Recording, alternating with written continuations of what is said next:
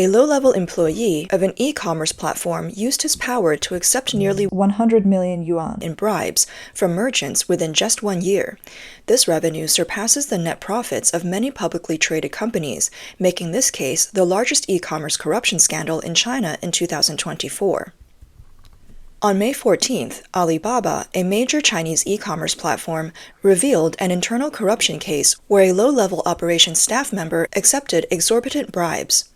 That same day, Alibaba also released a very poor earnings report. The two events caused Alibaba's U.S. stock to plummet. Let's first focus on Alibaba's colossal corruption case. The suspect in this corruption case is Mr. Wang, who appears in the video and has been arrested by Chinese police. This footage shows his interview from prison. Have you ever calculated how much money you have collected over the years? No, don't have any idea, because I don't use the money very much. Either put it in my account or put it in the stock market. From the stolen goods displayed by the police, it can be seen that Wang has a large amount of gold bars and cash in his home, and his mobile stock account contains nearly 20 million yuan, which is what is left after he has lost tens of millions in investments.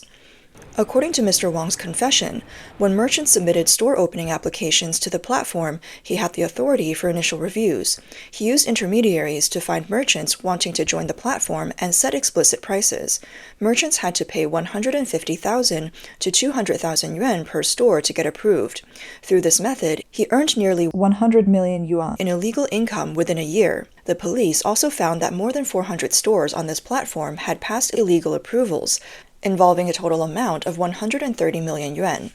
The CCTV report on May 14th did not specify the name of the e-commerce platform in Hangzhou, but netizens speculated that it was Alibaba.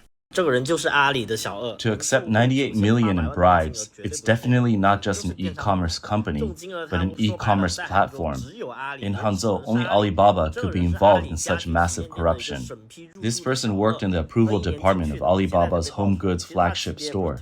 He went to prison in 2021, but the news only broke now. His level wasn't even that high. People in our circle were shocked. Many were amazed that an ordinary employee could rake in so much in a year. This is just the tip of the iceberg. During Alibaba's peak, more than half of the nightclubs and bars in Hangzhou were frequented by these low-level employees, leaving an extravagant luxury. If you haven't seen it, you wouldn't believe how crazy it was. Approval personnel has significant power. Without tens of thousands in bribes, high-level approval staff wouldn't even meet with you. To arrange a meal with an approval officer, you needed an introduction and had to pay tens of thousands up front. The corruption was unimaginable at Alibaba's peak. E-commerce friends told me that when a popular product link was taken down, the boss would drive to Hangzhou overnight with tens of thousands in cash for the approval staff, and the issue would be resolved by the next day. Wu added, "What I mentioned earlier is nothing. When the app was popular, resolving issues could cost 1 million at a time. The reason approval staff could accept so many bribes was due to the platform's targeted entry policy. The intention was to allow qualified merchants to lower risks and enhance quality, but once the power was delegated, internal manipulation led to corruption. Giving money meant approval, while non-players were filtered out, regardless of product quality. This ruined Tmall stores. Tmall stores' online packaging used to be worth millions, and it was normal for a store to make 100 million yuan a year, but now those days are gone. Now, no one wants a Tmall store even for free. During the peak, accepting tens of millions or even 100 million in bribes was normal. This suspect probably offended someone, leading to his exposure and imprisonment, while others managed to settle it with money. In addition to public speculation, Yi Cai confirmed that the e-commerce company in question is indeed Alibaba. Yi Cai also revealed that the investigation into the case began with an anonymous tip received through a reporting channel set up by the company, specifically naming the individual involved. Subsequently, the e-commerce platform internally filed a report. On the same day, Alibaba Group's financial report showed that its net profit for the fourth fiscal quarter ending in March was 3.3 billion yuan, approximately $452 million, an 86% year-on-year decline. This news caused Alibaba's U.S.-listed stock to drop by about 7% in early trading. However, Alibaba stated that the quarterly profit was adversely affected by net investment losses due to market valuation changes. The group also mentioned that to address cautious consumer spending, Alibaba focused on low-cost goods, which helped boost domestic e-commerce sales. Since Alibaba announced its largest structural reform in its 25-year history last March, it has experienced a tumultuous year. The reform involves splitting the company into 6 business groups and refocusing on core businesses, including domestic e-commerce. Facing a slowing Chinese economy and increasing competition from low-cost competitors like Pinduoduo, Alibaba has been strengthening its overseas expansion efforts. It's not just Alibaba. Ant Group's third-quarter earnings also declined. Ant Group is mentioned because it, along with Alibaba, was founded by Chinese billionaire Jack Ma, and Alibaba owns a 33% stake in Ant Group. According to Reuters calculations based on Alibaba's financial report, as of December 31, 2023, Ant Group's net profit fell by 19%, amounting to 7.9 billion yuan, approximately $1.09 billion US. Due to revenue impacts, Alibaba has been continuously laying off employees. A widely circulated layoff statistics sheet on the internet showed that from January 1st to March 31st, 2024, Alibaba reduced its workforce by 14,369 employees in one quarter. Alibaba cut about 20,000 employees throughout last year, and the number of layoffs in the first quarter of 2024 is nearly catching up to the total number of layoffs in the entirety of 2023. Doesn't this indicate that Alibaba might indeed be deeply entrenched in an operational crisis? An employee laid off by Alibaba said that he only realized how bad his situation was after the layoff. While he was still employed, he had saved more than 9,000 yuan in 3 years. He thought that this was substantial, and a few more years of work could cover his loan. But being laid off in just 3 years made him realize that small companies in Hangzhou also offer a housing fund of 550 yuan a month, the same as what he had at Alibaba. He initially thought that at age 35, with extensive work experience, he could easily find a job at another big internet company. However, only small companies were willing to hire him, and his salary dropped by 40%, with the lowest level of Social Security and housing fund contributions. He also thought that small companies wouldn't require overtime, but found that they were even more demanding than Alibaba.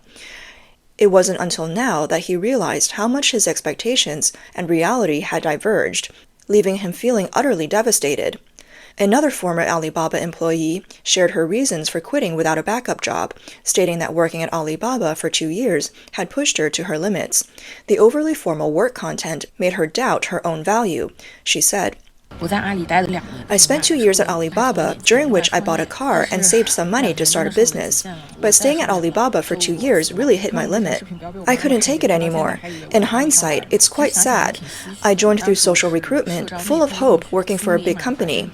But after some time, I realized I had become the kind of professional I despised, constantly pretending to be busy. I remember our team would fabricate targets that users didn't actually care about, and then we'd hold endless meetings, alignment meetings, focus meetings, co-creation meetings, lasting at least 3 hours and often going until 1 a.m.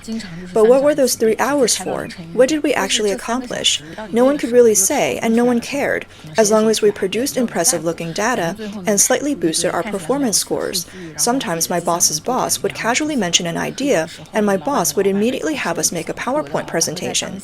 In my 2 years at Alibaba, I made 70 to 80 PowerPoints, but the number of projects that actually got implemented was few and far between.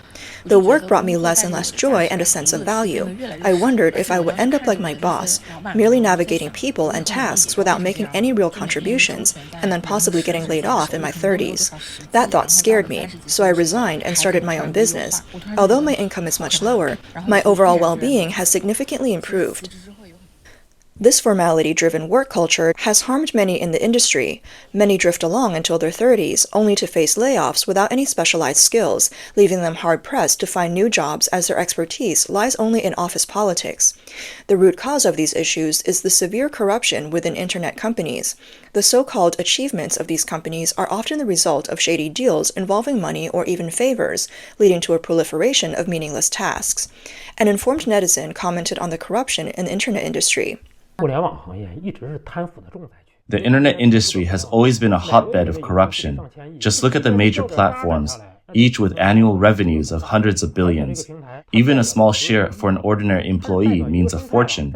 These companies represent an entire ecosystem with countless smaller companies relying on the platforms to make money. A few words from a regular employee can decide whether a company gets to collaborate with a platform or even survive. Even billionaires have to curry favor with these ordinary employees to ensure their cooperation. I've experienced similar situations where a billionaire presented proposals to us employees, begging for a partnership, which ultimately didn't materialize. He also shared examples of corruption within the internet industry, saying Baidu once had a department called the Search Research Cooperation Department, which managed all partnerships.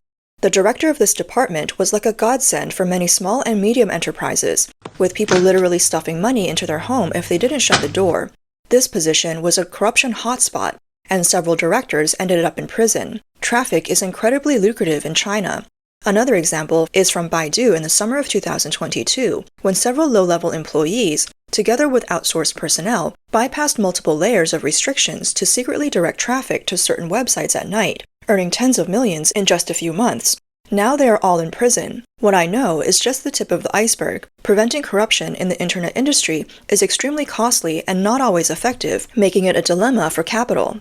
No matter how prosperous and corrupt the internet economy has been, it cannot escape the tides of the times. Being backed by the powerful Shanghai clique, Jack Ma and Alibaba initially rose to prominence, acting as the white gloves for these influential figures. Now, with the decline of the faction led by former CCP leader Jiang Zemin, they seem destined to fall with it. Decreasing revenues, massive layoffs, failed market expansions, and investment failures all signal that China's internet economy is struggling, and Jack Ma's era might indeed be coming to an end. Several key factors contribute to the plight of internet platforms like Alibaba. The first is the changing regulatory environment in China, which is essentially a shift in the political landscape. Over the past 2 years, the Chinese government has intensified its regulation of internet companies. This crackdown began shortly after Jack Ma publicly criticized China's financial and regulatory systems for stifling innovation. In 2020, the authorities halted Ant Group's $37 billion IPO, urged reforms, and began Ma's business empire, including launching an antitrust investigation into Alibaba. Strict regulatory policies increased compliance costs, diverting more funds to management and thus weakening profitability. The Chinese Communist Party's crackdown on Alibaba was predictable. Alibaba emerged as a product of the Jiang faction's influence, and the current CCP leader, Xi Jinping, is in the midst of a fierce political struggle with this faction. Cutting off the economic resources of the Jiang faction is a strategic move for the ruling party, and Alibaba was always within their sights. Furthermore, the CCP's communist ideology fundamentally clashes with the flourishing development of internet companies. These companies were allowed to grow due to the needs of China's economic development, but their rise to monopoly status made them uncontrollable entities, which the authoritarian CCP cannot tolerate. They won't permit any uncontrollable power group to exist within their domain. Additionally, the internet economy has prospered for many years, with companies like Alibaba amassing vast wealth. As China faces economic decline and the government scrambles to fill ever-deepening debt holes, targeting these wealthy internet companies is the quickest way to plug financial gaps. This results in declining profits and increasing losses in the financial statements of internet companies. Secondly, competition within China's internet market is exceedingly fierce. One of Alibaba's most popular products, the Taobao platform, has seen its market share eroded by the rapid rise of competitors like Pinduoduo and JD.com. Pinduoduo's low prices are irresistibly attractive to low and middle-income consumers, while JD.com's superior quality and logistics position it as the leader among major shopping platforms, capturing high-end customers from Tmall. This leaves Taobao struggling to grow, caught in the middle. The third factor is the worsening global economic environment. Domestically, various industries are experiencing financial crises, with the crucial real estate sector nearly halving and teetering on the brink of collapse. The plummeting housing prices reflect not just the evaporation of wealth among the middle and upper classes, but also the erosion of consumer confidence. The slowing growth of China's domestic economy negatively impacts Alibaba's business, and disruptions in logistics and supply chains directly impair Alibaba's profitability. To salvage market share, Alibaba has been leveraging price advantages to penetrate international markets. However, its internationalization strategy has not succeeded. Continuous market investments and expanding losses have not been well received by the market. Despite significant investments in Southeast Asia and other emerging markets, cultural differences, market adaptability issues, and fierce competition have hindered these investments from yielding substantial returns. Besides Alibaba, companies like Baidu and Tencent are also in difficult situations, with all major internet companies on a downward trajectory.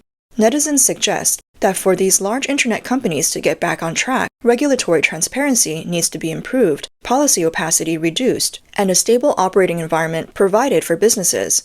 Additionally, there should be increased investment in innovation, market structure optimization, and promotion of economic transformation. However, whether the authoritarian, one-party CCP government would allow such changes is questionable. As of now, the future of China's internet economy remains a significant unknown.